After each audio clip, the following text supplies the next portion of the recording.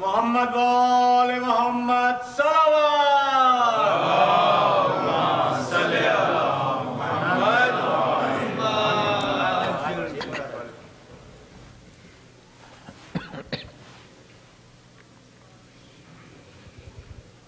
اعوذ باللہ السمیع العلیم من الشیطان اللعین الرجیم بسم اللہ الرحمن الرحیم الحمد للہ رب العالمین والصلاة والسلام علی اشرف الانبیاء والمرسلین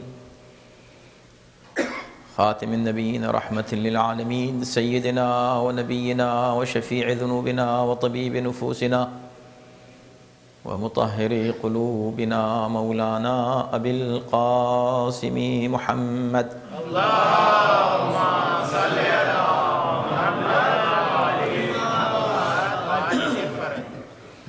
وآلہ الطیبین الطاہرین المعصومین المظلومین ولعنۃ اللہ علی اعدائہم اجمعین من الآن إلى يوم الدين أما بعد فقد قال الله سبحانه تبارك وتعالى في كتابه الكريم وهو أصدق القائلين وقوله الحق بسم الله الرحمن الرحيم ألف لام ميم ذلك الكتاب لا ريب فيه هدى للمتقين صلوات اللهم صل علی محمد وآل محمد عجل فرج ذان محترم، جیسا کہ آپ جانتے ہیں کہ ہمارا موضوع ہے سورہ بقرہ کا ایک تعارف، اور اس مبارک سورہ کے تعارف کے لیے ابھی تک جو بھی گفتگو آپ کے سامنے ہوئی وہ میں سمجھتا ہوں ابھی تعارف بھی نہیں ہے کہ جائے کہ ہم اس کو تفسیر کا نام دے سکیں، حالانکہ ہر آیت اس سورہ کی ابتدا سے الف لام میم سے لے کر اور آخری آیت تک ہر آیت اس قابل ہے کہ اس پر گفتگو کی جائے اور ایک ایک لفظ پر گفتگو کی جائے اور تجزیہ کیا جائے اور یہ دیکھا جائے کہ قرآن ہمیں اس سورہ میں کیا پیغام دینا چاہتا ہے۔ لیکن اوورآل ظاہر ہے کہ چونکہ ایک عشرے میں اس پوری گفتگو کو سمیٹنا تھا تو headlines and bullet points کے طور پر آپ کے سامنے ابھی تک جو بھی باتیں ہو رہی ہیں وہ ایک طرح سے آپ بہت ہی مختصر تعارف اس کو کنسیڈر کریں، اور انشاءاللہ پھر مزید خود آپ جب مطالعہ کریں گے قرآن کا، تلاوت کریں گے اور ترجمہ اور جو اوتھینٹک تفاسیر ہیں ان کا مطالعہ کریں گے تو آپ کو زیادہ انشاءاللہ لطف آئے گا۔ تو اللہ نے اس سورہ میں معاشرے کی جو بھی ضرورتیں ہیں اور ہدایت کی جو بھی نیسیسٹیز ہیں ان سب کو بیان کر دیا ہے، احکام بھی دیے اور ساتھ میں مثالیں بھی بیان کی، اور نمونہ بھی ہمارے سامنے ہر موقع کے لیے پیش کر دیا۔ ابتدا میں جو آیت ہے، پہلی آیت الف لام میم کے بعد، میں سمجھتا ہوں کہ شاید پورا سورہ اسی بنیاد پر قائم ہے۔ آگے کی ساری آیتیں اسی ایک بات کی تشریح کر رہی ہیں کہ ہدن للمتقین، قرآن ہدایت ہے متقین کے لیے۔ اب ہم متقی کیسے بنے تاکہ ہمیں قرآن کی ہدایت حاصل ہو سکے، وہ اب قرآن آگے بیان کر رہا ہے۔ اور ایک اور فائدہ کم سے کم اس موضوع کے اختیار کرنے کا یہ ہوگا کہ جو لوگ ہم پر یہ الزام لگاتے ہیں کہ ہم قرآن کو اہمیت نہیں دیتے، ان کو یہ معلوم ہوگا کہ ہمارا جو بھی عقیدہ ہے، ہم جس عقیدے کی پیروی کرتے ہیں وہ ہے ہی اس لیے کہ ہم قرآن کو اہمیت دیتے ہیں۔ اگر قرآن کو ہم اہمیت نہ دے رہے ہوتے تو ہمارا بھی عقیدہ ویسے ہی ہوتا جیسے دوسروں کا ہے۔ ہمارا عقیدہ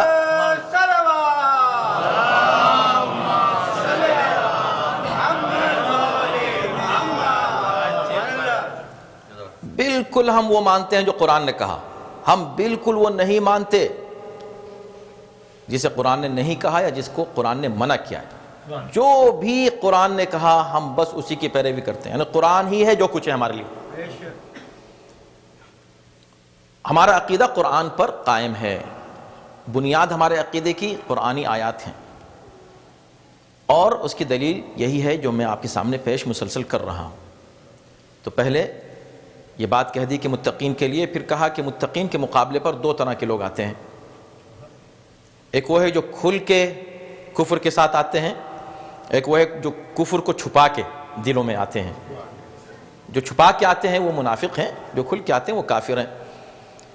پھر ان دونوں کی مثالیں بھی دیں، اور اس کے بعد جنرل انسانوں کو جب خطاب کیا تو اس کے ساتھ حضرت آدم کا قصہ بیان کیا، حضرت آدم کا قصہ، اور پھر آدم کی مخالفت کس نے کی، کس نے اطاعت کی، حکم الہی کیا تھا، جس نے اطاعت کی اسے کیا ملا، جس نے مخالفت کی اس کا کیا انجام ہوا۔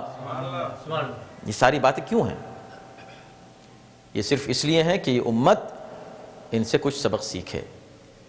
اور جب یہ واقعہ بیان ہو چکا تو ایک طولانی ذکر ہوا ایک پوری قوم کا، پوری قوم کا تذکرہ ہو رہا ہے۔ کیوں؟ اس لیے کہ اب قوم کو خطاب کیا جا رہا ہے، ایک فرد کی حیثیت سے انڈیویجولی تمہیں کیا ہونا چاہیے وہ بھی پیش کر دیا گیا، اور ایک قوم کی حیثیت سے کلیکٹیولی تمہارا بیہیویئر کیا ہونا چاہیے، تمہارا عقائد کیا ہونے چاہیے اور کیا نہیں ہونے چاہیے، وہ سب چیزیں پیش کر دی گئیں ان 84 آیات میں جو بنی اسرائیل کے لیے تھیں۔ ظاہر سی بات ہے کہ ہم نے ساری آیتوں پر گفتگو نہیں کی، چند آیات صرف جو تھیم ہے، جو اصل مقصد تھا آیات کا، وہ اس پر تھوڑی سی گفتگو کی ہے، اور اتنا ہی ہم کر سکتے تھے۔ اختتام ان آیات کا جو بنی اسرائیل کے لیے اللہ نے بیان کی، اتفاقاً آپ دیکھیں عجیب ہے، جب آپ غور کرتے ہیں اس انداز سے بریک ڈاؤن کرنے کے بعد مزید انسان توجہ کر سکتا ہے کہ چونکہ موضوعات کو ہم سیگمنٹس کی صورت میں آپ کے سامنے پیش کر رہے ہیں، تو اس پورے سیگمنٹ میں آیات کا جو یہ پورا پیسیج ہے، ابتدا ہوتی ہے اس بات سے کہ یا بنی اسرائیل اذکروا نعمتی التی انعمت علیکم، اے بنی اسرائیل جو میں نے تم کو نعمتیں دی ہیں ان کو یاد کرو۔ یہ بات شروع ہوتی ہے وہاں سے، آیت نمبر 40 سے۔ اس کے بعد پھر بات ہوتی ہے یہاں جہاں اختتام ہوتا ہے، آیت نمبر 122 and 123، تو وہاں پر یہی بات پھر یہی بات یا بنی اسرائیل اذکروا نعمتی التی انعمت علیکم انی فضلتکم علی العالمین، یہی بات پھر دہرائی گئی۔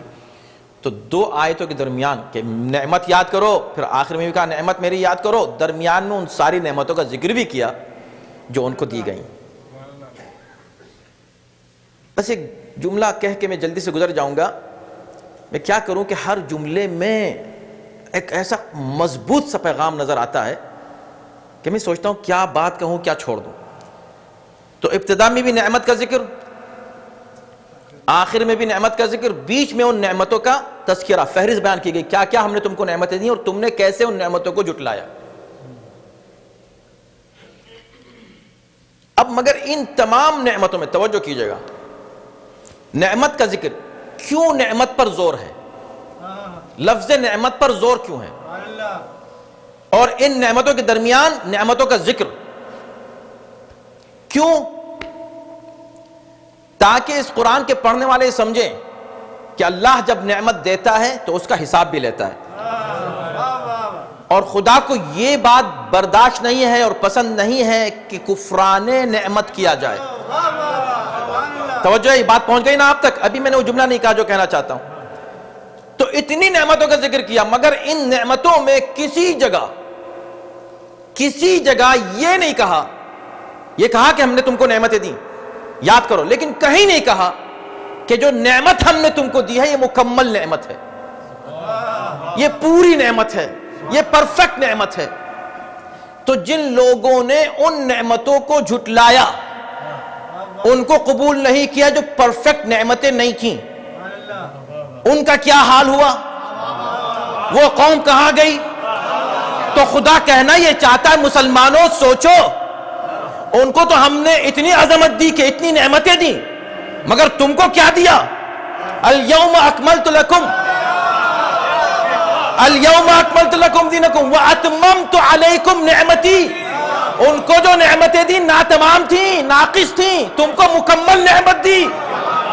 ناقص نعمت کو اگر کوئی نہ مانے، توجہ کیجئے گا، محمد وآل محمد صلوات۔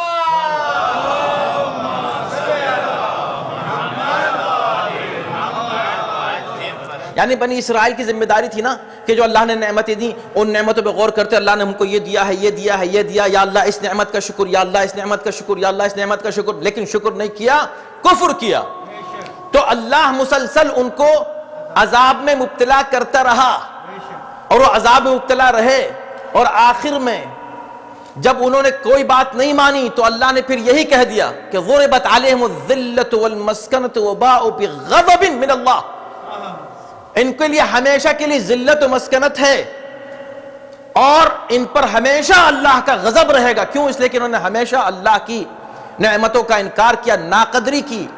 تو جب چھوٹی چھوٹی نعمتوں کی ناقدری کا نتیجہ ذلت ہے، تو یہ اتنی بڑی جو قوم ہے مسلمانوں کی، سوچے کہ آج اس کی ذلت کا سبب کیا ہے، وجہ کیا ہے؟ وجہ یہ ہے کہ اللہ نے اس قوم کو نعمتیں دیں مگر نعمتیں ناقص تھیں، اس قوم کو نعمت دی، کتنی بڑی نعمت دی کہ خود فخر سے کہہ رہا آج میں نے تم پر اپنی ساری نعمتیں پوری کر دیں۔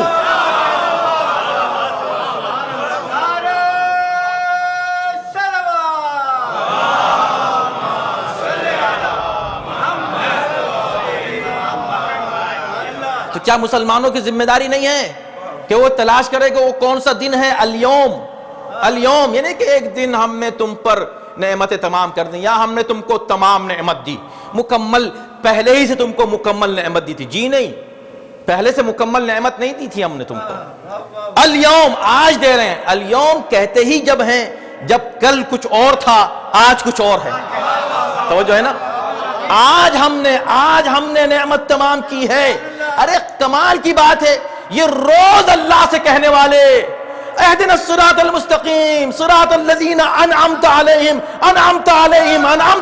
روز نعمت کا ذکر کرنے والے خدا سے کبھی تو سوچو کہ اللہ نے یہ نعمت کب دی تھی، کہاں دی تھی، کب مکمل کی تھی، وہ کون سی نعمت تھی،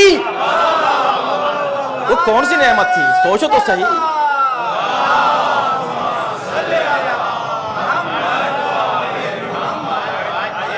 لمحے فکریہ میں تمام مسلمانوں سے بات کر رہا ہوں، کوئی ہماری گفتگو میں فرقہ واریت کی بات نہیں ہے، ہماری گفتگو میں منطق ہے۔ ہم چاہتے ہیں کہ لوگ اس پر غور و فکر کریں، قرآن خود کہہ رہا افلا یتدبرون القرآن، بھائی تم قرآن میں تدبر تو کرو۔ تو اب یہ کہا تو شروع میں بھی نعمت کا ذکر تاکیداً پوری قوم سے، تو کیا خدا اس قوم کو چھوڑ دے گا؟ اس قوم کو چھوڑ دے گا؟ اس سے اس نعمت کا سوال نہیں ہوگا؟ نہیں۔ عَمَّ يَتَسَاءَلُونَ عَنِ النَّبَإِ الْعَظِيمِ، نبأ عظیم جو سب سے بڑی خبر ہے، اس کے بارے میں تم سے پوچھا جائے گا، مسلمانوں سوال کیا جائے گا۔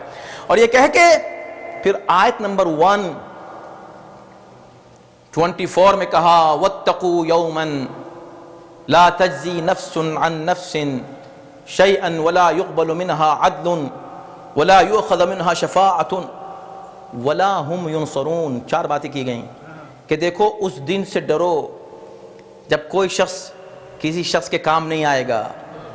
تم جو انکار نعمت کر رہے ہو، یہ تم کو کچھ لوگ آ کے کچھ ایسی باتیں کر دیتے ہیں، تم سے وعدے کرتے ہیں، یہ کوئی نہیں ملے گا تمہیں وہاں، یہ خود پتہ نہیں کہاں ہوں گے جو تم کو آ کے بہکا رہے ہیں۔ تم خود غور و فکر کرو، کوئی نفس کسی نفس کو وہاں نہیں بچائے گا۔ اور وَلَا يُقْبَلُ مِنْهَا عَدْلٌ، تم وہاں کہو گے اچھا ہم نے اتنی عبادتیں کی تھیں، اس کے بدلے میں ہم کو ہی دے دے، بالکل قبول نہیں کیا جائے گا۔ تم نے نعمت کو قبول کیا تھا کہ نہیں؟ اصل سوال نعمت کا ہوگا۔ ولا ہم ینصرون، اور نہ ہی ان کی کوئی مدد کرنے والا ملے گا. کس کی؟ جو نعمت کا انکار کرتے ہیں ان کی. یہ بات تمام ہو گئی. جیسے یہ بات مکمل ہوئی، اور یہ پیغام تمام مسلمانوں کے لیے ہمارے لیے بھی ہے کہ قیامت کے دن ہمیں اللہ کی ہر نعمت کا جواب دینا، چھوٹی نعمتوں کو بھی جواب دینا. آپ کے ہاتھ ہیں، آپ کی زبان ہے، آپ کے کان ہیں، آپ کی آنکھیں، اس کا جواب دینا ہے کہ نہیں دینا ہے؟ دینا ہے کہ آپ نے ان نعمتوں کی قدر کس طرح کی اور کفران نعمت کس طرح کیا، ان نعمتوں کو استعمال کیسے کیا. جب ان نعمتوں کو پوچھا جائے گا، یہ چھوٹی چھوٹی نعمتوں کو، تو کیا وہ نعمت جس نے ہر نعمت کو مکمل کر دیا اس کے بارے میں پوچھا ہی نہیں جائے گا؟ یقیناً پوچھا جائے گا. اب جب بات یہاں تک پہنچی تو خدا نے کہا کہ ہو سکتا ہے ابھی بھی کسی کی سمجھ میں نہ آیا ہو، میں اس کی اور تشریح کر دوں کہ میں کہنا کیا چاہتا ہوں.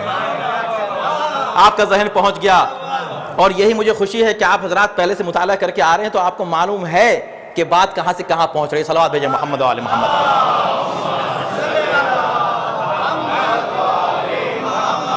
اب آیت 123 کے بعد 124 جو آیت ہے اس میں خدا نے کہا اچھا تو تم ابھی نہیں سمجھے تو سنو.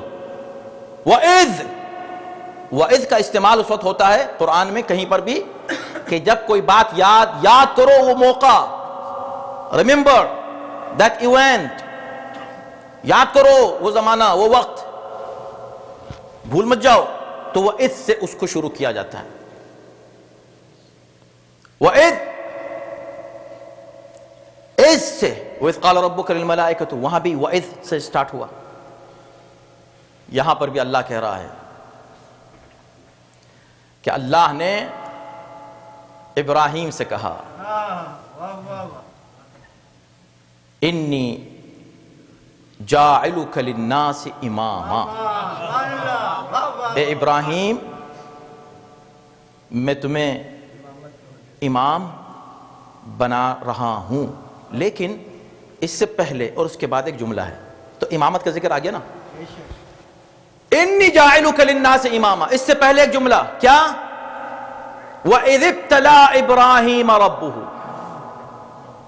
اللہ نے ابراہیم کا امتحان لیا.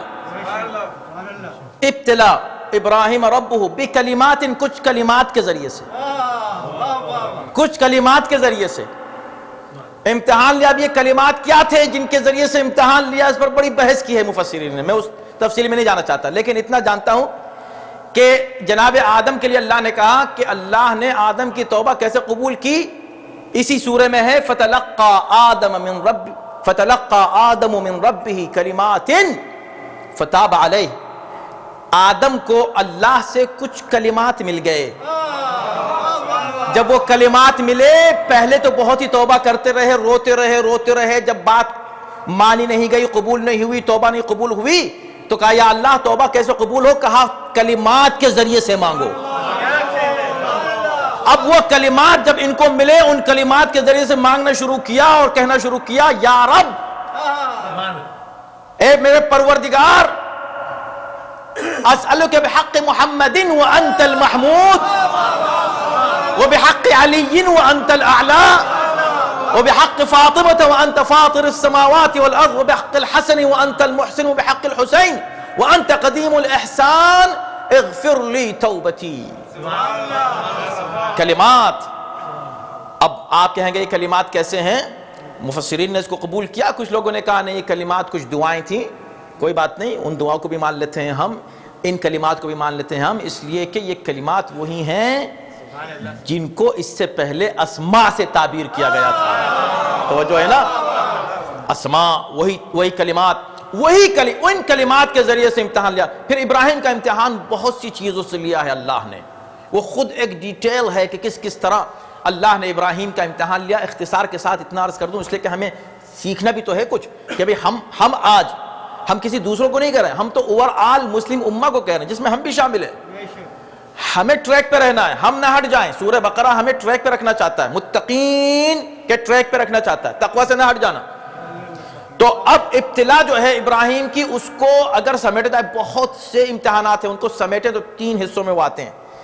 ایک امتحان ہے مال کا، ایک امتحان ہے جان کا، ایک امتحان ہے اولاد کا. مال کا امتحان بڑا سخت ہوتا ہے. ابھی آپ کے سامنے آنے والا ہے مال کا امتحان, ہے نا, پرسوں کو آنے والا ہے, اس کے لیے تیار رہیں اس امتحان کے. تو ایک امتحان مال کا بہت مشکل ہوتا ہے, جیب سے پیسہ نکالنا. اس میں کامیاب ہوئے, اس کی تفصیلات ہیں بڑی دلچسپ, اس میں ہم نہیں جا سکتے اس وقت. اس کے بعد پھر جان کا, کیونکہ مال سے اہم انسان کے لیے جان ہے, جان کا امتحان لیا. اور کتنے سکون سے ایک اکیلا ایک موحد ہے پوری زمین پر, کتنے سکون سے چلا جاتا ہے اطمینان سے آگ کی طرف, اتنے اطمینان سے کہ جب پوچھنے والا پوچھتا ہے کہ حل لک حاجہ, کوئی حاجت ہے تو بتاؤ, تو کہا اما الیک فلا, ہے تو مگر تم سے نہیں ہے. ایمان کی یہ بلندی ہے تو تم سے نہیں ہے, اب کس سے ہے؟ یہ تو ابراہیم جان رہے ہیں کہ کس سے وہ لو لگائے ہوئے ہیں. چلے گئے اور خدا نے کہا کہ یا نار کونی بردن وسلامن علی ابراہیم. یہ نتیجہ ایمان تھا, یہ نتیجہ امتحان, یعنی امتحان کے نتائج سامنے ہاتھ کے ہاتھ بھی آتے رہے, فوراً نہیں کہ نتیجہ بعد میں دیا جائے گا, نہیں, رزلٹ فوراً آتا رہا. اس کے بعد اولاد کا امتحان لیا اللہ نے, اور وہ کتنا سخت امتحان تھا. اللہ نے کہا کہ جب تم ان تمام امتحانات میں کامیاب ہو گئے, اب ہم تم کو لوگوں کا امام بناتے ہیں. بہت جلدی سے ایک جملہ کہہ کے گزروں گا, اس لیے کہ موضوع ایسا ہے کہ بہت سے, جیسے ابھی جعفری صاحب فرما رہے تھے کہ بہت سے سوالات کریٹ ہو رہے ہیں اور بہت سے لوگوں کے ذہن میں سوالات رہتے ہیں. میں بھی جلدی جلدی گزرنا چاہتا ہوں. دیکھیں, ایک بات یہ آئی کہ امتحان, تو کیا امتحان اس لیے لیا تھا کہ تاکہ امامت دے خدا نے؟ امتحان تو وہ لیتا ہے جسے نہیں معلوم کہ طالب علم کا درجہ کیا ہے علم کا. امتحان وہ لیتا ہے نا جسے معلوم ہے کہ اسٹوڈنٹ کا لیول کیا ہے, وہ کیوں اس سے امتحان لے گا؟ مگر خدا کیوں امتحان لے رہا ہے؟ خدا اپنے لیے نہیں لے رہا ہے امتحان, خدا دوسروں کے لیے امتحان لے رہا ہے تاکہ دوسرے دیکھ لیں کہ آج ہم معیار امامت قائم کرنا چاہتے ہیں. ہر کس و ناکس امام نہ بن جائے. جس کو دیکھو امام بن گیا. امام کون بنتا ہے؟ اتنی منزلوں سے گزرنے کے بعد ہم کسی کے لیے اعلان کرتے ہیں کہ یہ امام ہے.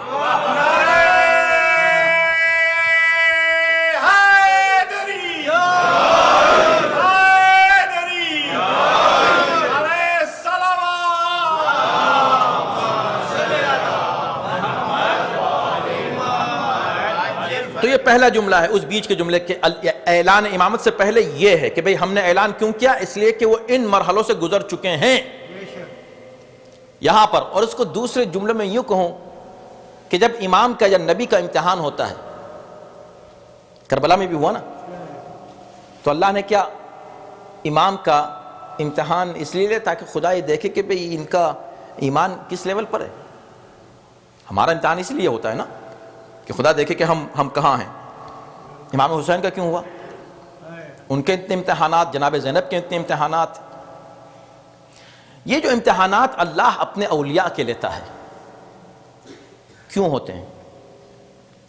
تو ہمارے اور ان کے امتحان میں ایک جملے میں فرق عرض کر دوں, آگے بڑھ جاؤں, اس سے زیادہ وقت نہیں ہے. جب خدا ہمارا امتحان لیتا ہے, اگر ہم کامیاب ہو جائیں تو اس سے ہمارا ایمان ثابت ہوتا ہے کہ ہم مومن ہیں. اللہ کے ولی کا جب امتحان ہوتا ہے, وہ جب اس میں کامیاب ہوتا ہے تو اس سے یہ ثابت ہوتا ہے کہ خدا موجود ہے. بات سمجھ میں آئی؟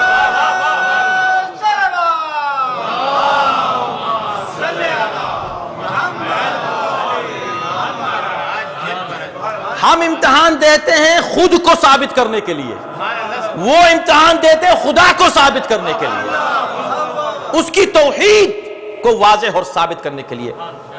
یہ اولیاء اللہ امتحانات دیتے ہیں. اذ ابتلا ابراہیم ربہ بکلمات فاتمہن, مکمل کر دیا تمام, پورا آخر تک تمام کر دیا ساری امتحانات. قال انی جاعلک للناس اماما, کہا ابراہیم اب ہم تمہیں لوگوں کا امام بناتے ہیں. جاعل کا فیوچر کا کے لیے استعمال ہوتا ہے. جاعل فاعل کا صیغہ ہے لیکن فیوچر کے لیے، ماضی کے لیے استعمال نہیں کہ میں نے بنا دیا، نہیں، جاعل یعنی بناؤں گا، بنانے والا ہوں، اب تم کو بنا دیا گیا ہے یا بنا جانے والا ہے.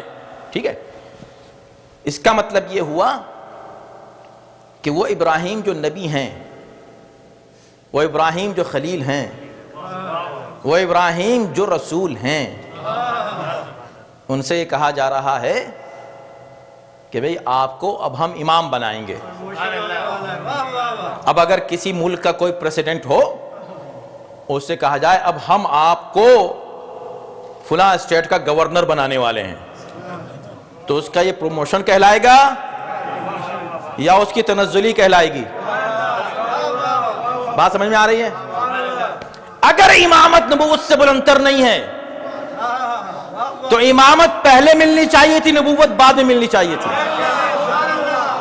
گھبرائیں نہیں، پریشان نہ ہو، نہ آپ پریشان ہو نہ کوئی سننے والا جو آج انٹرنیٹ پہ سن رہا ہو پریشان ہو.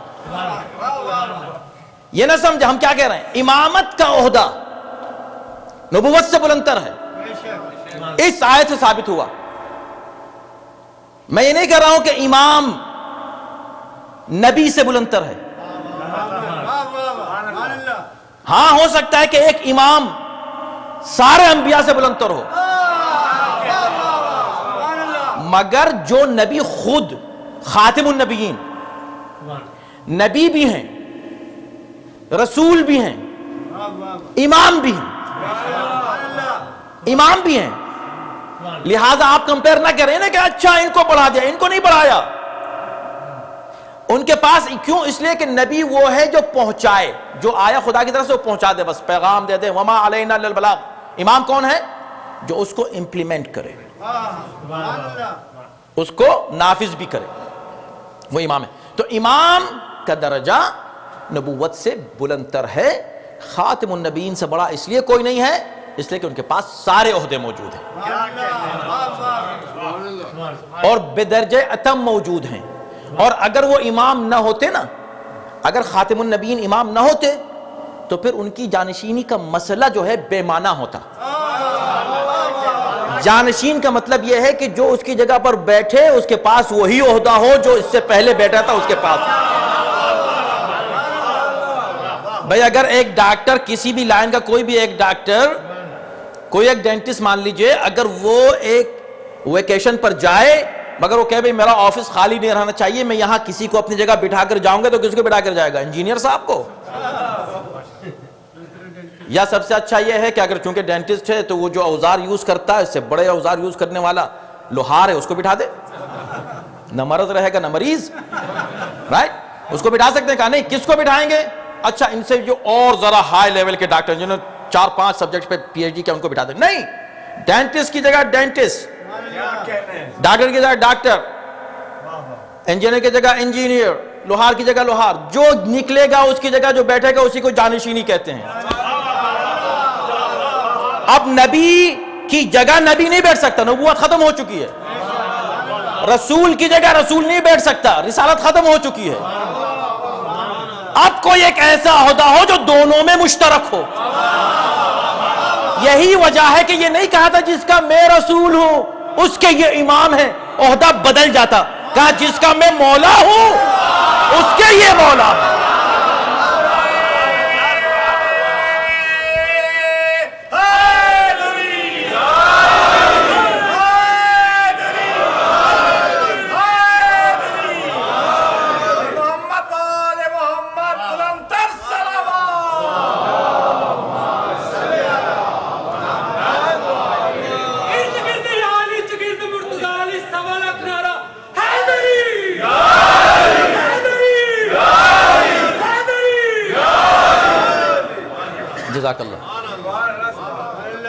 جزاک اللہ. اب آپ دیکھیں، اب جلدی جلدی ہم کو گزرنا بھی ہے. آیت کا ہر لفظ، اذ ابتلا ابراہیم ربہ، اس کے رب نے، بکلمات فاتمنا، قال انی جاعلک للناس. للناس کیوں کہا؟ میں تمہیں تمام انسانوں کا امام بنا رہا ہوں. اگر آپ کو میری پہلی یا دوسری تقریر یاد ہے نا، سب ریلیٹڈ ہے، ایک دوسرے سے مربوط ہے. تمام انسانوں کا امام، یا اللہ کتنے لوگ ان کو مان رہے ہیں؟ اس ابراہیم کو کتنے لوگ امام مان رہے ہیں؟ یہ تو وہ ابراہیم ہے جس کو ایک بھی ماننے والا نہیں ملا. یہ سب کے سب اس کے مخالف ہیں، اس کو جلانے کے لیے ڈال دیا آگ میں. اس کو تو بنا رہا ہے کس کا امام؟ تمام انسانوں کا. کہتا ہے میں تمہاری امت کا امام بنا رہا ہوں، تمہارے جو ارد گرد تمہارے کچھ دوست ہیں، احباب ہیں، اصحاب ہیں، ان کا امام بنا رہا ہوں. کہا نہیں، کس کا امام بنا رہا ہوں؟ للناس، تمام انسانوں کا. تو یا اللہ یہ تمام انسانوں کا امام کہاں؟ اب سنیں وہ لوگ جو یہ کہتے ہیں بھائی ہم ان کو ہیں تو بہت عظیم، بڑا ہم احترام کرتے ہیں، ان سے زیادہ علم کسی کے پاس نہیں ہے، ان سے ایسی صفات کسی کے پاس نہیں ہے، ایسی شجاعت کسی کے پاس نہیں ہے، ایسے کمالات کسی کے پاس نہیں ہے، ایسے فضائل کسی کے پاس نہیں ہے، مگر حکومت ان کے پاس نہیں ہے. حکومت چونکہ دوسروں کے پاس ہے، جس کے پاس حکومت ہو، غلبہ ہو، اس کو مانا جاتا ہے. اس لیے ہم نے ان کو نہیں مانا ہے تو بہت اچھے. لہٰذا بس یہ ان سے فقہی مسائل پوچھ لو، وہ بھی نہیں پوچھتے. وہی پوچھ لیتے تو فقہ ان کی مان لیتے. ہو جائے نا، تو ان سے پوچھو.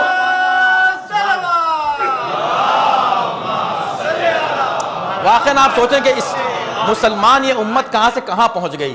دیکھیں نا، پہلے یہ کہا کہ نہیں ان کے پاس چونکہ حکومت نہیں ہے، حکومت نہیں تو یہ کیا کریں گے، ہم کو کیسے بچائیں گے، ہم کو کیسے کریں گے، ہم ان کی امامت کیسے مان لیں.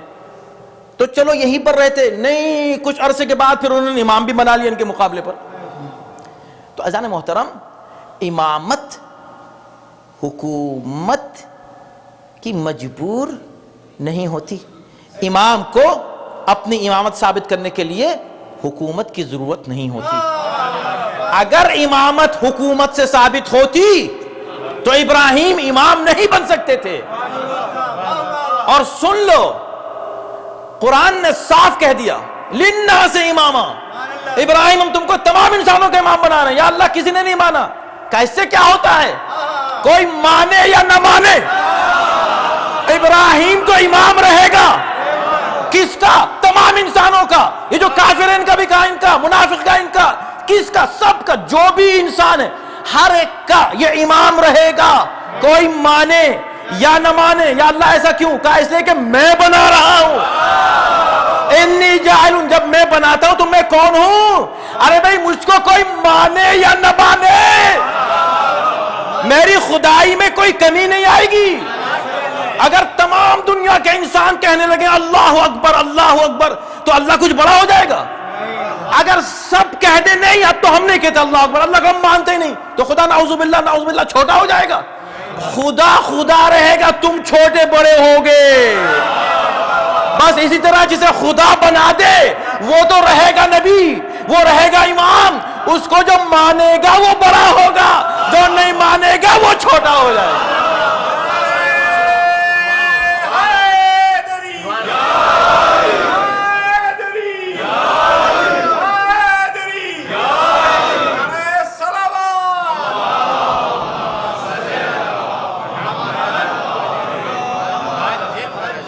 للناس اماما ہدی للناس، ہدی للناس شہر رمضان الذی انزل فیہ القرآن.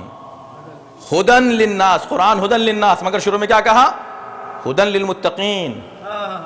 تو یا اللہ ناس کے لیے بنایا ہے، کہاں ہے تو تمام انسانوں کے لیے، مگر اس کو مانیں گے صرف وہ جو متقی ہیں. صرف وہ لوگ اس کو تسلیم کریں گے، اس کی امامت کو. جیسے ہی اتنی بڑی نعمت ملی، اب اس کے آگے کوئی نعمت رہ نہیں گئی تھی. کمال میں ایک بات کر رہا ہوں، دیکھیں کوئی اگر نعمت امامت سے بڑھ کے کچھ ہوتی تو ابراہیم یہ کہتے یا اللہ وہ نعمت بھی دے دے، وہ جو رہ گئی ہے وہ بھی مجھ کو مل جائے. مگر جب دیکھا کہ اب اس سے بڑا کوئی عہدہ رہا ہی نہیں، جب نہیں رہا تو اب کیا کریں؟ مانگنا ضرور ہے. تو کہا اپنی ضروریت کے لیے مانگ لو. اب ایک بہت باریک بات ہے، خدا کے لیے اس پہ غور کریں سب. یہ دیکھیں للناس سے امام بنایا نا، انسانوں کا امام. اب جو لوگ ڈیموکریسی کی باتیں کرتے ہیں وہ کرتے وہی لوگ ہیں جن کے یہاں ڈیموکریسی نہیں ہوتی ہے.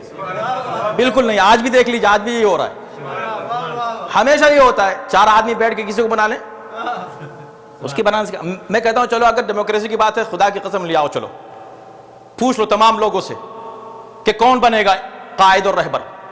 رہبری اگر ووٹنگ سے ہے تو چلو ووٹنگ لے آؤ، مگر اس ووٹنگ میں یہ دیکھو کہ نبی یعنی جس کے تم جانشین بنا رہے ہو وہ جس علاقے کے لیے تھا اس تمام علاقوں کے لوگ ووٹ ڈالیں گے. اگر وہ نبی تھا صرف مدینے کے لیے تو صرف مدینے والے ووٹ ڈالیں گے.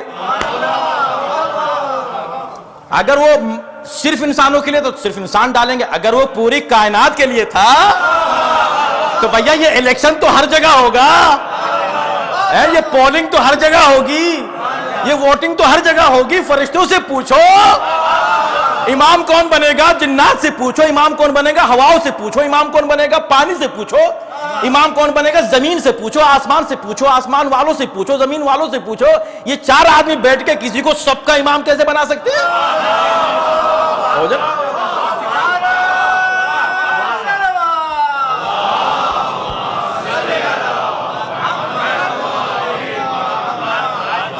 تو کہا وَمِن ذُرِّيَّتِي، یا اللہ میری ذریت میں میری ذریت میں. تو جس کو خدا نے انسانوں کا امام بنایا تھا وہ یہ کہتا یا اللہ تو نے انسانوں کو فرشتوں کے مقابلے پر یہ اہمیت دی کہ خلافت بھی انسانوں کو دی، امامت بھی انسانوں کو دی، تو اے پروردگار یہ امامت میرے بعد بھی انسانوں میں باقی رہے. جنرلائز کر دیتے نا انسانوں میں. جی نہیں، انسانوں کی بات نہیں ہو رہی ہے. اچھا چلیں یہ کہتے چونکہ نبی بھی تو ہے نا، نبی کی امت ہوتی ہے وَمِنْ أُمَّتِي، یا اللہ میری امت میں. مگر یہ نبی ہے، نبی جانتا ہے کہ حرام چیز کے لیے دعا مانگنا بھی حرام ہے. جملہ پہنچا دیا میں نے. جو چیز امت کے لیے جائز ہی نہیں میں کیوں مانگوں؟ امت کے لیے جائز نہیں ہے. یہ کس کے لیے جائز ہے؟ وَمِن ذُرِّيَّتِي. قرآن کی بلاغت پر ہماری جان نثار. واللہ کیا قرآن ہے اور کیا بلاغت ہے، کیا الیکوینس ہے، کیا الفاظ ہیں، کیا سیٹنگ ہے. میں کیا کہوں؟ واقعاً میں بہت پریشان رہتا ہوں کہ میں آگے کیسے بڑھوں اس بات کو چھوڑ کر، جبکہ ٹائم بھی ہو گیا ہے. لیکن کیا کروں؟ آپ یہ ذرا دیکھیں تو صحیح، سوچیں تو صحیح. کتنی بار آپ نے اس آیت کو خود سنا ہے، علماء سے خود پڑھا بھی ہے، اس پر غور بھی کیا ہے، لیکن آپ ذرا توجہ تو کریں. وَمِن ذُرِّيَّتِي، میری ذریت میں. اس میں بہت سے پہلو چھوڑ رہا ہوں میں، لیکن آپ یہ دیکھیں کہ جواب کیا ملتا ہے. وَمِن ذُرِّيَّتِي، یا اللہ میری ذریت میں بھی یہ امامت آ جائے.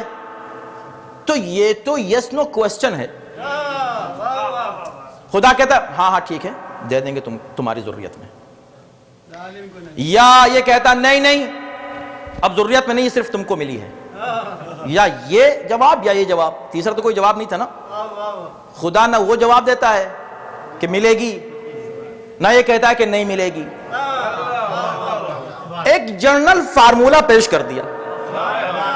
جنرل فارمولا، لا ینال عہد الظالمین. میرا جو عہدہ ہے، میرا جو عہد ہے، میرا جو کویننٹ ہے امامت، یہ ظالموں کو نہیں ملے گا. اس کا مطلب کیا ہوا کہ منع نہیں کیا کہ نہیں ملے گا، ملے گا. مگر تمہاری ذریت میں اگر کوئی بھی ظالم ہوگا وہ امام نہیں بن سکتا. انہوں نے کہا بھئی وہ جو ہیں جن کو مانتے ہیں وہ ظالم تو نہیں ہیں، بڑے نائس ہیں. تو بڑے نائس تھے، ہم نے ان کو امام مان لیا. تو اچھا، تو نائس ہونا ظالم کا اپوزٹ ہے کیا؟ ذرا دیکھیں تو صحیح ظالم کہتے کس کو ہیں، تاکہ ہم بھی تو دیکھیں کون امام بن سکتا ہے. اگر ہم ڈیفینیشن بیان کر دیں تو ہم قرآن سے ہٹ جائیں گے. قرآن سے پوچھیں، قرآن یہ جو خدا نے کہا لا ینال عہد الظالمین، ظالم میرا عہدہ نہیں پا سکتے، یہ کیا ہے؟ تو کہا اسی سورہ میں پڑھ لو آگے، وَمَن يَتَعَدَّ حُدُودَ اللَّهِ فَأُولَئِكَ هُمُ الظَّالِمُونَ. جو اللہ کی معین کردہ کسی بھی حد سے تجاوز کر جائیں، جو بھی خدا نے جو بھی لائن کھینچ دی ہے یہ حرام ہے یہ حلال ہے، جو اس کو چینج کرنے کی کوشش کرے اور یہ کہے کہ فلاں چیز حلال تھی میں حرام کرتا ہوں، وہ سب کچھ ہو سکتا ہے، امام نہیں ہو سکتا۔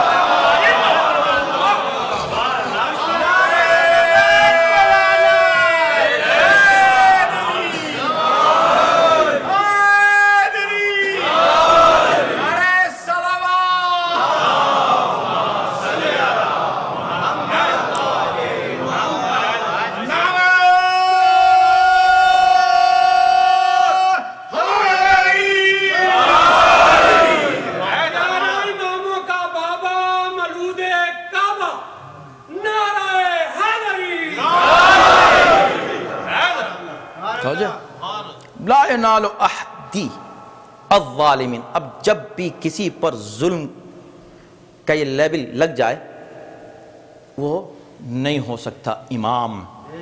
ومن یتعد، اور الذین تتوفاہم الملائکۃ ظالمی انفسہم، ظلم جو ہے ہر گناہ، کوئی بھی اللہ کی مخالفت نافرمانی قرآن کی اصطلاح میں ظلم ہے۔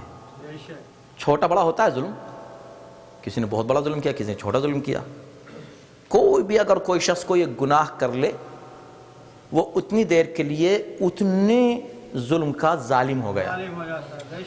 یہاں جنرل کہا جا رہا ہے کہ قطعاً ظلم جو نہ کرے اس کو یہ عہدہ ملے گا۔ اس سے نتیجہ کیا نکلا؟ سیدھا سیدھا، اور بھی کیا قرآن کیسے صاف صاف بیان کرے، اور کیا چاہتے ہو بھائی؟ قرآن یہ کہہ رہا ہے کہ دیکھو جو کبھی کوئی گناہ نہ کرے امام وہ ہو سکتا ہے، اسی کو تو عصمت کہتے ہیں۔ یعنی قرآن نے امامت کو محصور کر دیا معصومین میں۔ اے ابراہیم تمہاری ذریت میں ملے گی امامت ہوگی، مگر صرف ان کو ملے گی جو کبھی ظلم یعنی کبھی گناہ نہیں کریں گے، یعنی معصوم ہوں گے۔ ٹھیک ہے، لا ینال احد الظالمین۔ اور ظلم بھی چھوٹا بڑا، اب سوچ لیں اس میں ہم کو دونوں مل جاتے ہیں، کیونکہ جب کرائٹیریا سیٹ کیا جاتا ہے نا کہ بھئی یہ ہے کرائٹیرین کسی بات کا، تو آپ اس کو اپلائی کرتے ہیں تو اس میں کوئی داخل ہوتا ہے کوئی خارج ہو جاتا ہے۔ تو کہا ظلم جو ہے ہر طرح کے ظلم ہوتے ہیں، چھوٹے چھوٹے ظلم ہیں، اس سے بڑے ظلم ہیں، اور سب سے بڑا ظلم بھی ہے ان الشرک لظلم عظیم، شرک سب سے بڑا ظلم ہے۔ اب جب شرک سب سے بڑا ظلم ہے تو اگر یہ سب سے بڑا ظلم کوئی ایک دن کر لے تو وہ امام کیسے ہو سکتا ہے؟ اور اگر 2 دن کرے، اور اگر 1 سال تک کرتا رہے، 10 سال تک کرے، اگر کوئی 40 سال تک یہ کرتا رہے؟ سمپل سی باتیں کر رہا ہوں میں، اتنی سیدھی باتیں کر رہا ہوں آپ کے سامنے، کامن سینس کی میرے بھائی، اس میں کوئی کمپلیکیشن نہیں ہے میری باتوں میں، سمپل سی سامنے کی باتیں قرآن کی روشنی میں، صرف ایک آیت کو دوسری آیت سے ریلیٹ کر رہا ہوں، اس سے زیادہ کچھ نہیں کر رہا ہوں میں، اپنی طرف سے کوئی چیز نہیں پیش کر رہا ہوں۔ تو قرآن نے یہ کہا کہ یہ ہے ابراہیم، اور اس کے بعد پھر کہا وَإِذْ جَعَلْنَا الْبَيْتَ مَثَابَةً لِلنَّاسِ وَأَمْنًا۔ حضرت ابراہیم کا ذکر اللہ نے اس آیات کی اس سیگمنٹ میں، یہ جو ایک پیسج ہے پورا 18 آیات میں ذکر کیا ہے، 18 آیتوں، اور کمال یہ ہے کہ ایک طرف آدم کا ذکر، ایک طرف ابراہیم کا ذکر، ایک طرف خلافت کا ذکر، ایک طرف امامت کا ذکر، بیچ میں ایک پوری قوم کا ذکر، تاکہ یہ معلوم ہو جائے کہ بھئی یہ جو لیڈرشپ ہے اس سے تمہارا معاملہ کیسا ہونا چاہیے، تم کیسے بیہیو کرو اس لیڈرشپ کے ساتھ، تمہاری ذمہ داریاں کیا ہیں لیڈرشپ کے تعلق سے ایز اے کمیونٹی، اور اس سے بہتر، اس سے زیادہ اور خوبصورت طریقے سے کیسے پیش کیا جا سکتا ہے اور کلیئرلی کیسے پیش کیا جا سکتا ہے۔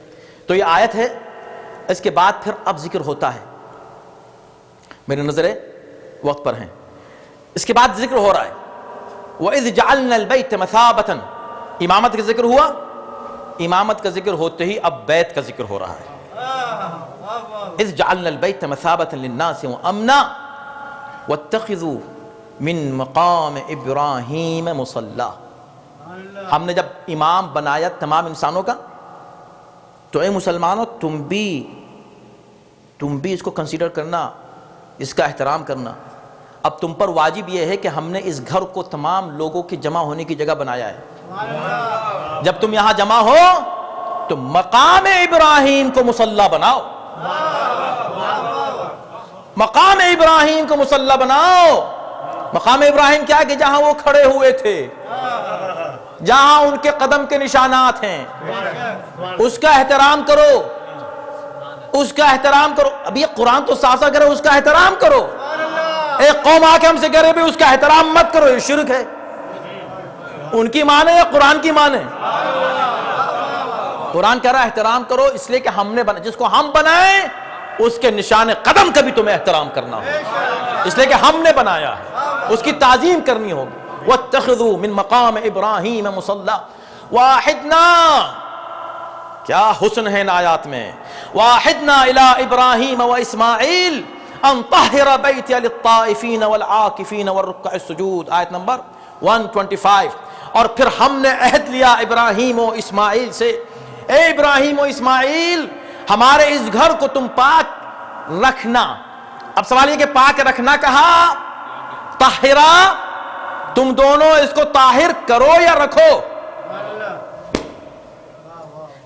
بھائی جنہوں نے خود بنایا ہو اپنے ہاتھ سے دو معصوموں نے، وہ گھر نجس کیسے ہو جائے گا؟ پاک تھا نا، اس لیے کہ پاک ہاتھوں نے بنایا تھا۔ اب جب یہ کہا جائے گا کہ تم اس کو پاک تطہیر کرو تو تطہیر کے معنی کیا ہوں گے؟ پاک کرنا یا پاک رکھنا؟ ظاہر ہے کہ پاک رکھنا، اس لیے کہ نجاست آئی ہی نہیں، تو جہاں نجاست نہ ہو وہاں معنی ہوتے ہیں پاک رکھنا، تو تم اس کو پاک رکھو۔ طاہرہ بیتی، گھر میرا ہے، پاک تم رکھو، گھر میرا پاک تم کرو۔ طاہرہ بیت للطائف، کیوں؟ اس لیے کہ یہاں پر طواف کرنے والے آئیں گے، اعتکاف کرنے والے آئیں گے، رکوع اور سجود کرنے والے آئیں گے، ان کے لیے تمہیں اسے پاک رکھنا ہے۔ والرکع السجود، ان کے لیے پاک تم کو رکھنا ہے۔ تو اللہ نے اپنے گھر کی، بیتی میرا گھر، اپنے گھر کی طہارت کی ذمہ داری کس کو دی؟ انبیاء کو۔ انبیاء کو دی کہ نہیں دی؟ یہ تو بیت کی بات تھی، کیا کمال ہے قرآن کا۔ مگر جب اہل بیت کا مسئلہ آیا تو یہ ذمہ داری کسی کو نہیں دی، کہا انما یرید اللہ،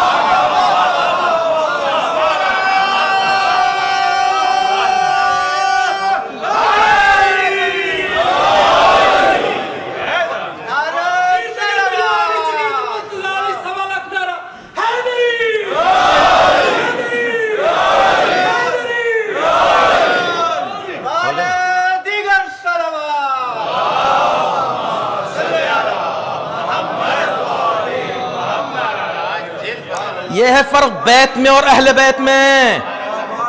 بیت بڑا محترم، مگر اس کی تطہیر کی ذمہ داری کس کی؟ انبیاء کی۔ اہل بیت کی تطہیر کی ذمہ داری کس کی؟ خدا کی۔ اب جس کا جتنا پاور ہے اتنا اس کو پاک رکھے گا۔ یہی وجہ ہے کہ بیت میں بعد میں کچھ عرصے کے لیے بت آ گئے تھے، لیکن اہل بیت سے کبھی نجاست قریب نہیں آ سکی، بلکہ بیت میں جو نجاست آئی تھی اس کو ہٹانے والے بھی اہل بیت ہی تھے۔ صلوات بھیجے محمد و آل محمد۔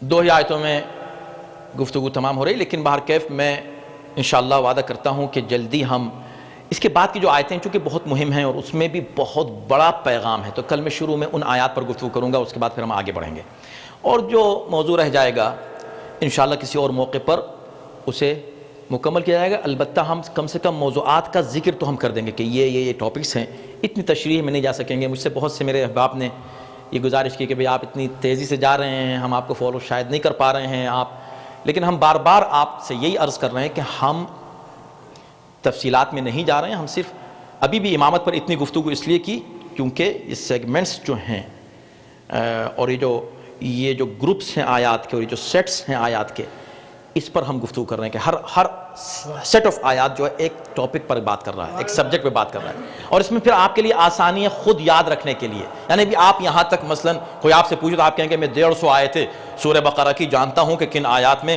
کہاں سے کیا باتیں ہوئی ہیں. کتنی اچھی بات ہے، کوئی معمولی بات نہیں ہے الحمدللہ. تو اگر آپ اس طرح کر سکیں تو آپ اس کو جو ہے بہت سلیقے سے اس کو سمجھ سکتے ہیں اور اپنی زندگی میں ہم ان تعلیمات کو اپلائی کر سکتے ہیں. اب اس کے بعد کی پھر آیت ہے اور اس کے بعد کی آیات ہیں. وقت تمام ہو چکا ہے. میں کل کی یہیں سے بغیر کسی تمہید کے فوراً شروع کروں گا. آپ سے گزارش ہے کہ وقت کے اوپر آپ تشریف لائیں تاکہ ہم بالکل تمہید ویسے بھی ہم نہیں لیتے ہیں زیادہ وقت، لیکن ہم ڈائریکٹ آنا چاہتے ہیں. اس کے بعد پھر جب یہ جناب ابراہیم کا ذکر کہاں ختم ہوتا ہے یہ میں آپ کو بتا دوں تاکہ آپ ہوم ورک کر سکیں. آیت نمبر 141 پہ حضرت ابراہیم کا ذکر ختم ہو گیا. 18 آیات ابراہیم کے تذکرے میں. کیا باتیں ہیں حضرت ابراہیم، کیا کچھ نہیں ہے مسلمانوں کے لیے سبق ان آیات میں. یعنی آج جتنی بھی مشکلات ہیں، جو بھی مصائب ہیں، جو بھی مسائل ہیں مسلمانوں کو، سب حل ہو سکتے ہیں اگر ہم ان آیات پر غور کریں، توجہ کریں اور عمل کریں ان پر. 141 نمبر آیت پر یہ بات تمام ہوتی ہے، اور جہاں تمام ہوتی ہے وہیں پر پہلا پارہ مکمل ہوتا ہے. ایک پارہ مکمل ہو جاتا ہے. ظاہر ہے کہ پارہ جو ہے یہ پارہ کہاں سے ہوا، یہ پیغمبر اسلام نے اس کو تقسیم پاروں میں نہیں کیا. یہ پارہ ایسے مسلمانوں نے کیا ہے بعد میں اپنے ہی ضرورت کے لیے کیا ہو تاکہ ایک مہینے میں تمام کر سکیں، اور ایک مہینے میں روز ایک پورشن قرآن کا پڑھیں. تو 30 پورشنز میں قرآن کو 30 پارٹس میں قرآن کو تقسیم کیا گیا. تو بہرکیف جو اس وقت تقسیم ہے کوئی حرج نہیں، چونکہ ممنوع نہیں ہے. ہم ہر چیز کو بدعت نہیں کہہ دیتے اور اس کو ریجیکٹ نہیں کرتے. جو چیز ضرورت کی ہے اس کو ہم قبول کر لیتے ہیں، کوئی حرج نہیں. ایز لانگ ایز کلام معصوم سے یا کلام الہی سے نہ ٹکرا رہی ہو تو اٹس فائن. تو یہ ایک پارہ تمام ہوا. اس کے بعد پھر سیقول السفہاء دوسرا پارہ شروع ہوتا ہے. ہم آپ کو وہ بھی دے دیتے ہیں تاکہ انشاءاللہ عاشور سے پہلے ہم اس پر بھی گفتگو کریں گے، اور وہ بھی بڑا دلچسپ موضوع ہے. امیزنگ. آپ اس کو انشاءاللہ پڑھیں گے اور دیکھیں گے تو کتنا آپ کو لطف آئے گا. وہ موضوع کیا ہے؟ قبلے کا موضوع ہے. وہاں سے قبلے کا ذکر شروع ہوتا ہے. اس لیے کہ امام کا ذکر ہو اور قبلے کا نہ ہو تو یہ تو نہیں ہو سکتا. تو انشاءاللہ ہم اس پر بعد میں گفتگو کریں گے. بات یہاں پر رکی کہ اللہ نے یہ کہا کہ اے ابراہیم ہم نے تم کو امام بنایا اس لیے کہ ہم نے تمہارے امتحانات لے لیے ہیں. کون سا ایسا امتحان تھا جو ابراہیم نے بہترین طریقے سے پاس نہ کیا ہو؟ ہر امتحان میں کامیاب رہے. اور سب سے سخت امتحان فرزند کا امتحان تھا. جو اس میں کامیاب ہو جائے پھر ہر چیز میں کامیاب. اپنے بیٹے کو لٹا دیا خنجر کے نیچے، آنکھوں پر پٹی باندھ لی. مگر کربلا اسی لیے ذبح عظیم ہے اس لیے کہ وہاں ایک اسماعیل نہیں 18 فخر اسماعیل حسین اللہ کی بارگاہ میں پیش کر رہے ہیں. 18 بنی ہاشم، ان میں سے ہر ایک فخر اسماعیل. اور آج جس کا ذکر کرنا ہے ابھی آپ نے مرثیے میں سنا، اس بی بی کی قربانیاں کہ واقعاً جس کا کردار میں یہ کہتا ہوں کہ تمام انبیاء کی محنتیں اور قربانیاں ان سب کو سمیٹیں ایک جگہ کریں، اور ایک جگہ کرنے کے بعد اس کو مجسم کریں تو اسے زینب کہتے ہیں. تمام بلکہ مصیبتوں کو بھی آپ جمع کریں، تمام انبیاء، اولیاء، ائمہ پر جو مصیبتیں ہوئیں ان سب کو سمیٹیں اور یکجا کریں تو کہاں جمع ہوتی ہیں؟ اسی لیے ان کو ام المصائب کہا جاتا ہے. کیا جذبہ قربانی، کیا معرفت امامت، عرفان امامت کتنے اعلیٰ منزلوں پر ہے کہ رات کو ہر بیوی اپنی اپنی قربانی تیار کر رہی ہے. تو یہ بیوی اپنے دونوں بچوں کو ساتھ بٹھائے ہوئے کہہ رہی ہیں میرے بیٹو تمہاری خصوصیت دوسروں کے مقابلے سب ہیں، بے شک بڑے عظیم ہیں ہر ایک، لیکن تمہاری خصوصیت ہے تمہارے پاس شجاعت دونوں طرف سے آئی ہے، براہ راست آئی ہے۔ دیکھو تمہارے نانا کون ہیں؟ حیدر کرار۔ تمہارے دادا کون ہیں؟ جعفر طیار۔ اب کل تم کو دکھانا ہے کہ تم کیسے شجاع ہو۔ 11-12 سال کی عمر کیا ہوتی ہے؟ ہمارے گھروں میں بچے ہیں، مگر شجاعت کے ساتھ اماں بس صبح ہونے دیں، اور جب صبح ہوتی ہے اور بار بار آتے ہیں امام کی خدمت میں اور اجازت نہیں ملتی، تو ماں نے ایک مرتبہ دیکھا اور دیکھ کر کہا بیٹو تم ابھی تک زندہ ہو، میرے لالو تم ابھی تک زندہ ہو، تم دیکھ رہو غیر تو امام پر اپنی جان نثار کریں، تم اپنے ہو کر ابھی تک زندہ ہو، تمہارے ماموں کے لیے کتنی مصیبت کا وقت ہے میرے بیٹو۔ اور ہاتھوں کو جوڑ کے دونوں بچے کہتے ہیں مادر گرامی ہمیں سرزنش نہ کریں، ہم کیا کریں، ہم جاتے ہیں، مولا اجازت نہیں دیتے۔ شہزادی کہتے ہیں ٹھیک ہے اب جاؤ۔ بچے جاتے ہیں، ابھی امام کو جواب نہیں دے سکے تھے کہ پردے سے آواز آئی، میرے ماں جائے اس ہدیے کو رد نہ کرنا، تمہیں ماں فاطمہ کا واسطہ، اس قربانی کو، اس ہدیے کو قبول کر لو۔ امام نے اس کو سنا، آنکھوں سے آنسو جاری ہو گئے، بچوں کو اجازت دے دی گئی، مگر جب اجازت ملی ہے تو کس طرح؟ اتنے چھوٹے بچے ہیں کہ خود گھوڑے پر سوار نہیں ہو سکتے۔ استاد ہیں ان کے ابو الفضل عباس، انہوں نے ان کو سوار کیا ہے۔ اتنے چھوٹے بچے ہیں کہ پوری جو مکمل بڑی تلوار بڑے لوگ یوز کرتے ہیں وہ نہیں اٹھا سکتے ہاتھ میں، اس لیے تاریخ میں لکھا نیمچے نے چھوٹی تلواریں لے کر چلے ہیں، چھوٹی تلواریں لے کر چلے ہیں۔ مگر تاریخ کہتی ہے کہ اس کیفیت میں بھی ایسی جنگ کی ہے کہ فوجوں کو پیچھے دھکیل دیا، ادھر سے عباس داد شجاعت دے رہے ہیں، علی اکبر داد شجاعت دے رہے ہیں، زینب دروازے پر کھڑی ہے، درے خیمہ پر کھڑی ہے، حسین کے چہرے کو دیکھ رہی ہے، اور بار بار جاتی مسلح پر سجدے کو رکھ دیتی ہے، اپنے سر کو رکھ دیتی ہے سجدے میں، پروردگار میری قربانی قبول ہو جائے آج، ایسا نہ ہو میرے بچے کوئی ایسا کام کرے جس سے میں شرمندہ ہو جاؤں۔ پھر آ جاتی ہیں پردے کے پاس، پھر حسین کے چہرے کو دیکھتی ہیں۔ ایک مرتبہ کسی نے خبر دی کہ بچے جنگ کرتے کرتے فوجوں کو پیچھے ہٹاتے ہٹاتے فرات کے کنارے پہنچ گئے ہیں۔ یہ خبر سب کے لیے بڑی خوشی کی خبر تھی، مگر جب زینب کو معلوم ہوا تڑپ گئی، فوراً گئی مسلح پہ، یا اللہ میرے بچے پانی نہ پی لے، یا اللہ میرے بچے بڑے پیاسے ہیں دونوں، کہ یہ ٹھنڈا ٹھنڈا پانی انہیں مجبور نہ کر دے پانی پینے پر، یا اللہ میرا حسین پیاسا ہے۔ اب یہ دعا ہو ہی رہی تھی کہ ایک مرتبہ عمر سعد نے آواز دی، ارے کیا تم ان بچوں کا مقابلہ اس طرح سمجھ کر رہے ہو کہ بچے ہیں؟ یہ بچے نہیں ہیں، حیدر کرار کے یہ نواسے ہیں، جعفر طیار کے پودے کو گھیر کے مارو۔ چاروں طرف سے گھیر لیا گیا، بچوں کو گھیر لیا گیا، ہر طرف سے کوئی تیر مارتا ہے، کوئی تلوار مارتا ہے، کوئی نیزہ مارتا ہے، بچے سنبھل نہ سکے، زمین پر گرے، آواز دی، مامو جان ہمارا آخری سلام، حسین چلے، عباس چلے، علی اکبر چلے۔ اور جب پہنچے ہیں تو کیا دیکھا؟ دونوں بچے آخری سانس لے رہے ہیں، دونوں بچے آخری سانس لے رہے ہیں۔ حسین کی نگاہوں کے سامنے، عباس کی نگاہوں کے سامنے بچوں نے دم توڑا۔ ایک کو ہاتھ پر حسین نے اٹھایا، ایک کو ہاتھ پر عباس نے اٹھایا، اور دونوں لے کر آئے خیمے پر۔ حسین کھڑے ہو گئے، آواز دی، بیبیو یہ زینب کی قربانی قبول ہوئی۔ بچوں کو لے کر جیسے داخل ہوئے، بیبیوں نے حلقہ کر کے ماتم شروع کیا۔ حسین کھڑے ہوئے ہیں، ایک ایک بیوی کو دیکھا، کیا دیکھا کہ زینب موجود نہیں ہے۔ پوچھا بیبیو سب موجود ہیں، میں ان بچوں کو لے کر آیا ہوں، میری بہن کہاں ہے؟ کسی نے اشارہ کیا، ذرا دیکھیں تو صحیح اس طرف، مصلی پر سجدے میں سر رکھے ہوئے کہہ رہی ہے، پروردگار تیرا شکر ہے، میری قربانی قبول ہوئی، ماں فاطمہ کے سامنے کل سخرو ہو جاؤں گی۔ شکر خدا ادا ہو رہا ہے۔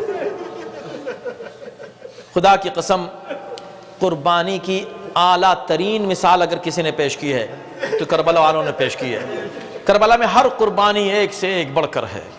یہ دو ہی بیٹے ہیں، ماں سے کوئی ماں سے پوچھے، ماں کے دل سے، اور جب اگر بچے شہید ہو گئے، قتل ہو گئے، اس دنیا سے چلے گئے، جس ماں نے پالا ہو ان دو بچوں کو، ماں کی مامتا کی کیفیت کیا ہوتی ہے؟ مگر تاریخ کہتے کبھی ایسا نہیں لگا کہ زینب کے بچے بھی اس دنیا سے گئے ہوں، کبھی ایسا محسوس ہی نہیں ہوا کہ جیسے بی بی نے بھی کوئی قربانی پیش کی ہو، اس لیے کہ کبھی تو ذکر کرتی ہیں، کبھی تو روتی، جب روتے ہوئے پایا تو حسین پر روتے ہوئے پایا، جب روتے ہوئے پایا علی اکبر کا ماتم کرتے ہوئے پایا، عباس کا ماتم کرتے ہوئے پایا۔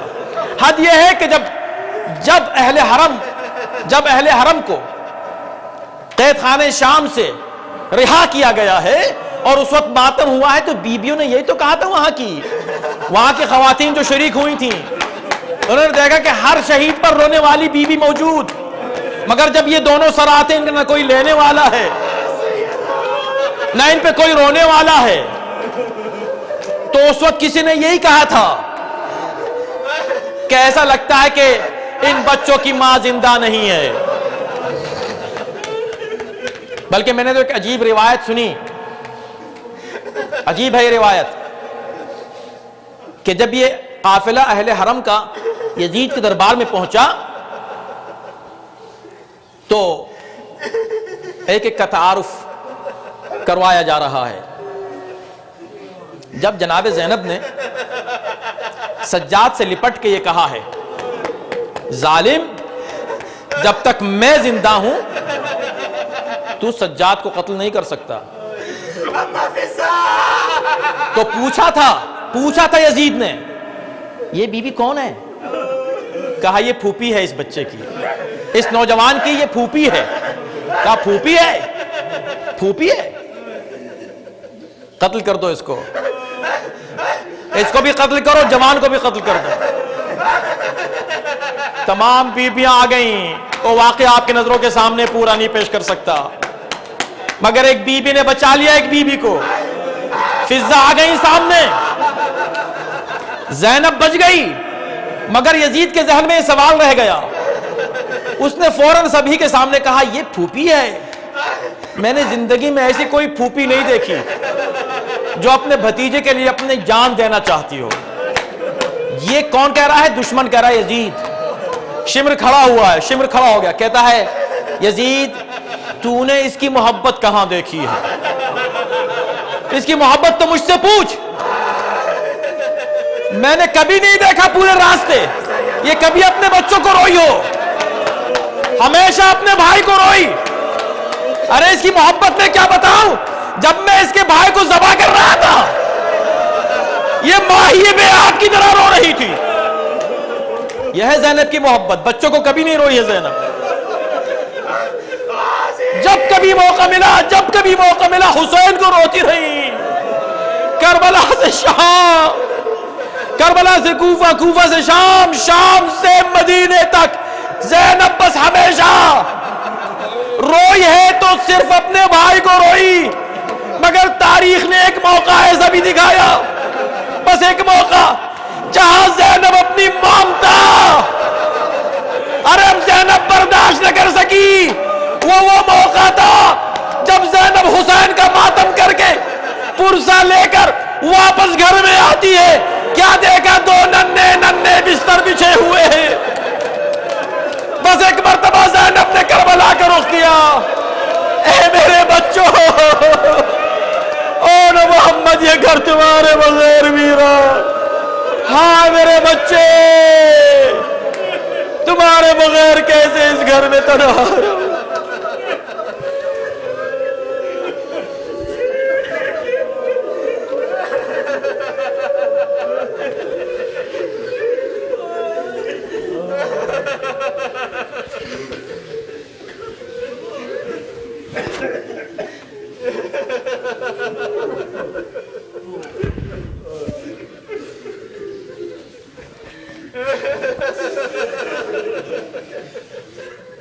یا اللہ اس ہمارے عمل خیر کو قبول ان آنسوں کے صدقہ اور طفیل میں خدا اندہ اہل بیت طاہرین کی زیارت و شفاعت ہم سب کو نصیب فرما. اس سے بہتر انداز سے ذکر اہل بیت سننے اور سنانے کی توفیق کرامت فرما. یا اللہ اس مجمع میں جو مؤمن یا مؤمنہ کوئی حاجت لیے بیٹھا ہے پروردگار ان کے حاجات کو پورا فرما. زینب اولیاء مقام کا واسطہ، ان کی قربانیوں کا واسطہ خداوندہ ہر آفت و بلا سے ہماری پوری قوم کو محفوظ و معمول رکھ. خداوندہ ہمیں اہل بیت طاہرین کی اطاعت کی توفیق کرامت فرما. ہمارے دل میں جو محبت و عشق ہے اس میں اور اضافہ فرما.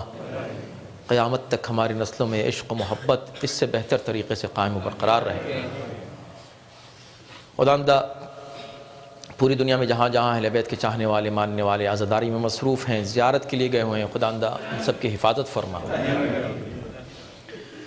یہ دشمنان دین، یہ یزیدی افواج جو ظلم کا سلسلہ جاری رکھے ہوئے ہیں، خداوندہ ان کو ذلیل و خوار و نابود فرما.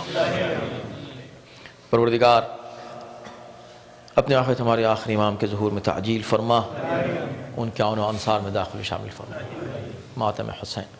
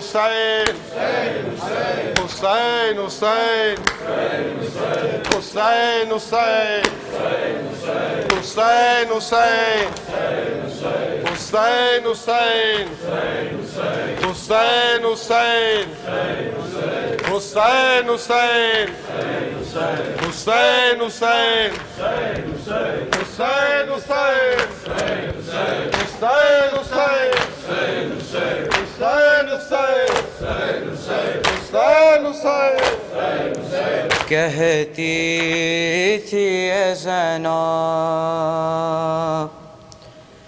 کہتی تھی اے زینب، یوں ماں کا مان نبھانا، یوں ماں کا مان نبھانا. اے اونو محمد، اے اونو محمد، اے اونو محمد، اے اونو محمد، اے اونو محمد، اے اونو محمد، اے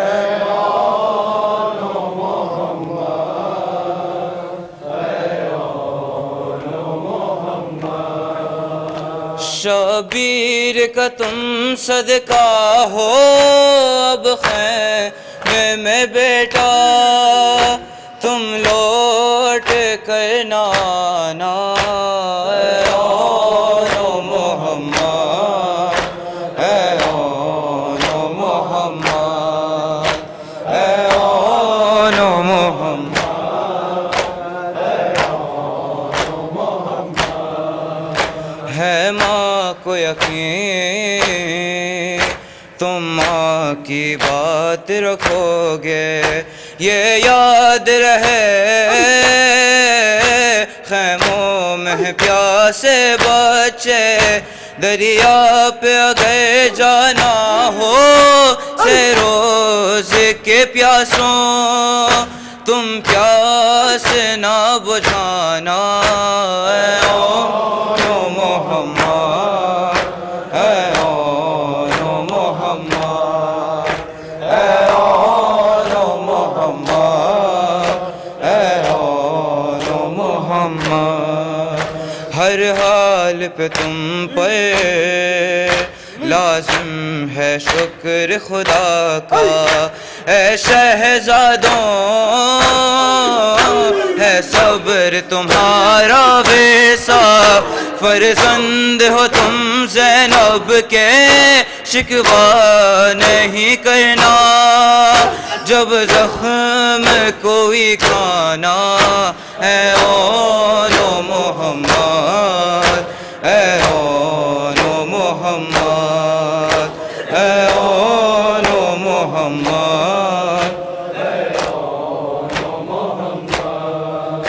کب ہم پہ ستم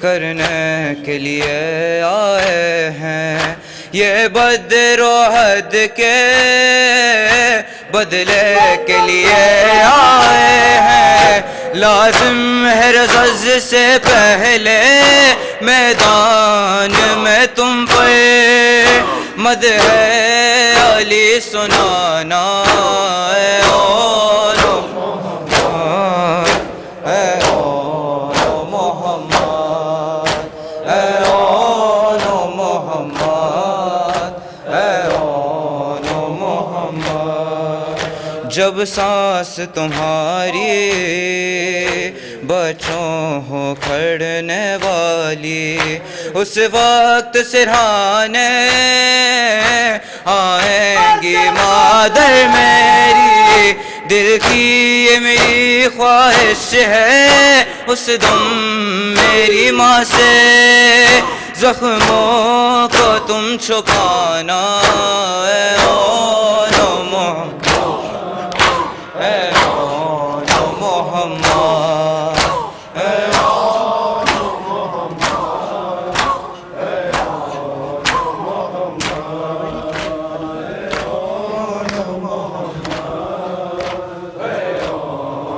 محمد، اے دلبران جعفر طیار،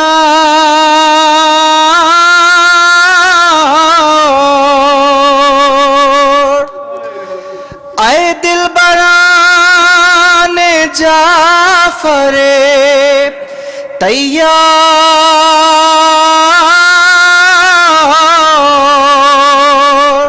الوداع الوداع الوداع الوداع، اے دلبران جعفر طیار، الوداع،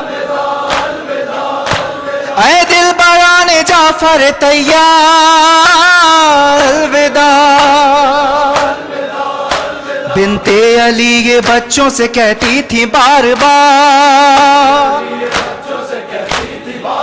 ارے بنت علی یہ بچوں سے کہتی تھی بار بار، رنکوں سے دھارو نو محمد یہ مان سار، اے دلبران جعفر طیار،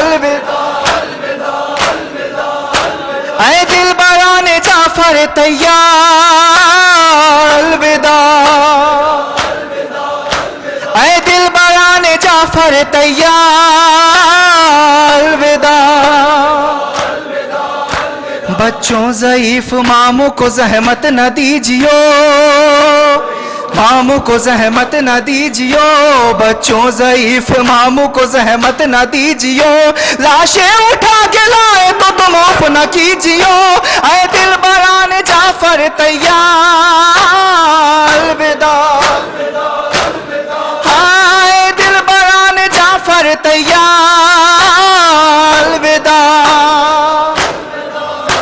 اے دلبران جعفر طیار، الوداع، اے دلبران جعفر طیار، الوداع، ارے دشمن کو گھیر گھیر کے مارو تو خوش ہوں میں، گھیر گھیر کے مارو، ارے دشمن کو گھیر گھیر کے مارو تو خوش ہوں میں، شمرو عمر کے سر جو اتارو تو خوش ہوں میں، اے دلبران جعفر طیار، الوداع، اے دلبران جعفر طیار، الوداع، تیار الوداع مولا حق امام یا حسن یا حسین مولا حق امام یا حسن حسین مولا حق امام یا حسن حسین یا حسین یا حسین یا حسین یا حسین یا حسین یا حسین یا حسین حسین یا حسین رے وہ عابد بیمار تھا وہ عابد بیمار تھا رے جو بے کس و لاچار تھا جو بے کس و لاچار تھا رے اور شام کا بازار تھا اور مصطفیٰ کی بیٹیاں مولا حق امام یا حسن حسین مولا حق امام حسن یا حسین یا حسین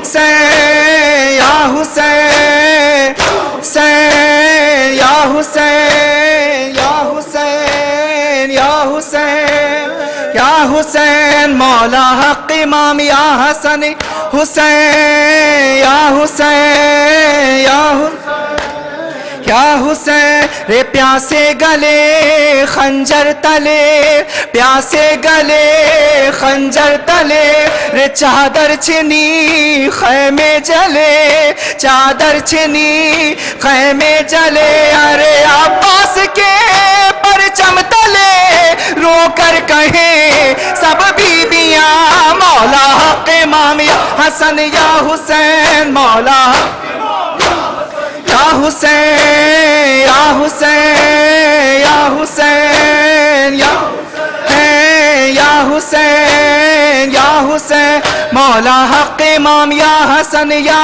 حسین یا حسین یا حسین یا حسین یا حسین یا رے کونین کی شہزادیاں کونین کی شہزادیاں روتی رہیں سیدانیاں روتی رہیں سیدانیاں رے زنجیر پہن سارباں لو چل پڑا وہ کارواں مولا حق امام یا حسن یا حسین مولا یا حسین یا حسین یا حسین یا حسین یا حسین یا حسین مولا حق امام یا حسن یا حسین یا حسین یا حسین یا حسین یا حسین رے رو کر کہے قاسم کی ماں رو کر کہے ہائے مارا گیا قاسم جوان مارا گیا قاسم جوان رے اے لال میں ڈھونڈوں کہاں مہندی تیری صحرا تیرا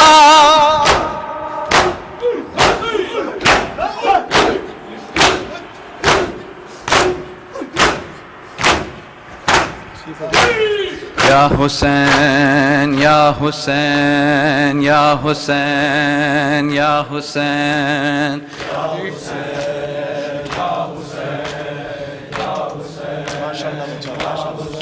حسین یا حسین یا حسین یا حسین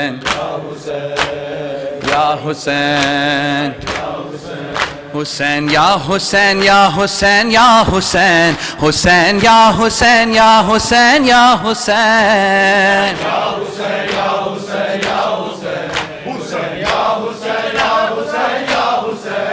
حسین یا حسین یا حسین یا حسین حسین یا حسین یا حسین حسین یا حسین یا حسین یا حسین حسین یا حسین یا حسین یا حسین حسین یا حسین یا حسین یا حسین حسین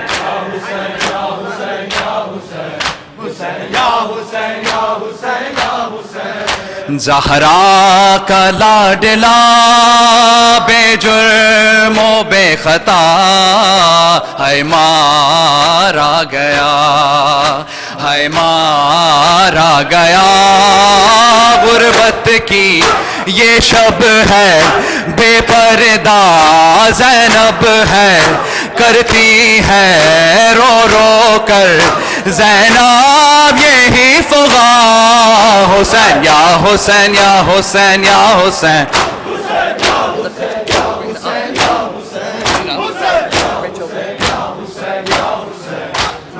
یا حسین یا حسین یا حسین، حسین یا حسین، حسین یا حسین یا حسین یا حسین، حسین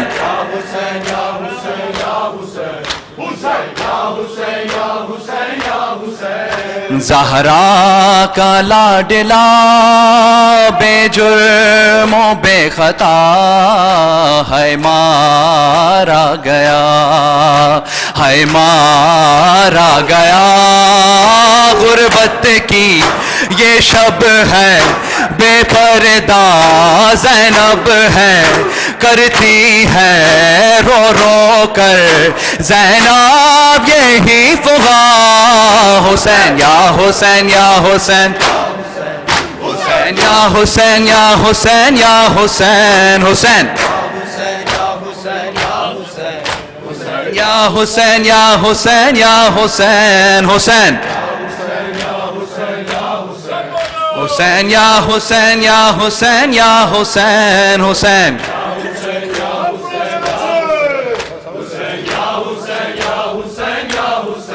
حسین یا حسین یا حسین یا حسین، حسین یا حسین یا حسین یا حسین،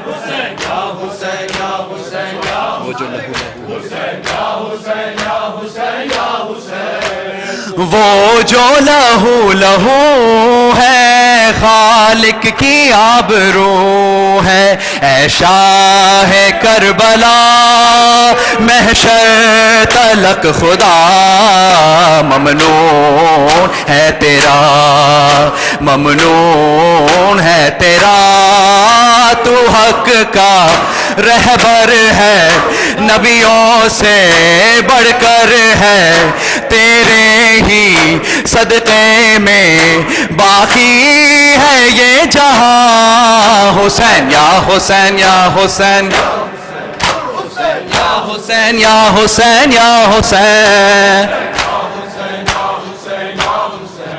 حسین یا حسین یا حسین یا حسین، حسین یا حسین،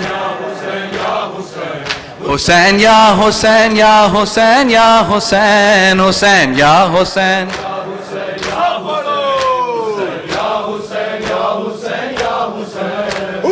یا حسین یا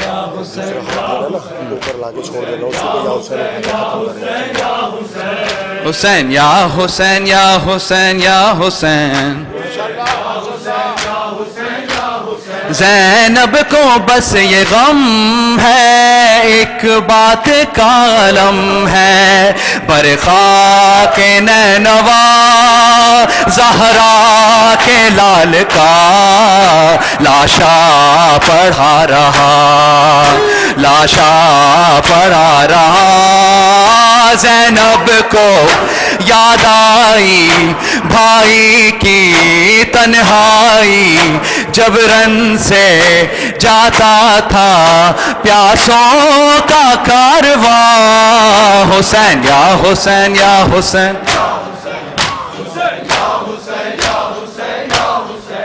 حسین یا حسین یا حسین یا حسین،